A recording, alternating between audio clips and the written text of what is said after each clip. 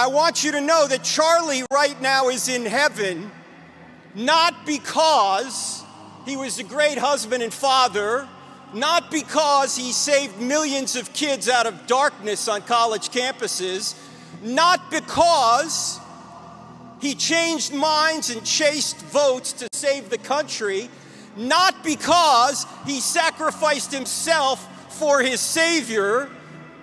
Charlie Kirk is in heaven because his Savior sacrificed himself for Charlie Kirk.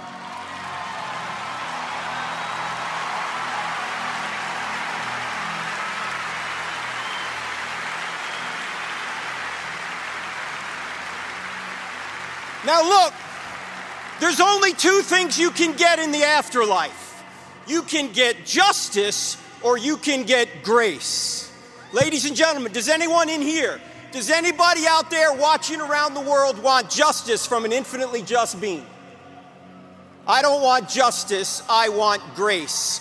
Well, the only way to get grace for an infinitely just being is for him to punish an innocent substitute in our place. Where can he find an innocent substitute among us? He can't. We're all fallen. So what does this infinitely just and infinitely loving God do? He adds humanity to his deity. He comes to earth. He allows the creatures that rebelled against him to torture and kill him so he could place their punishment upon himself, and then by trusting in him, every one of us can be forgiven and then given his righteousness. Ladies and gentlemen, this is the greatest story ever told, and it happens to be true. There's evidence for this, and Charlie knew it. Watch his videos.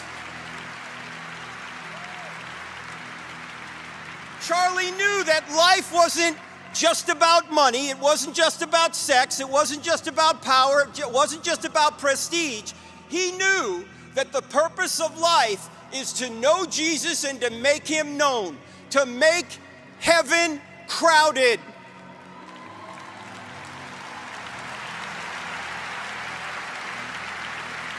Charlie's eyes were fixed on eternity. Where have your eyes been fixed? What have you been doing with your lives? What have you been doing? What are you going to do?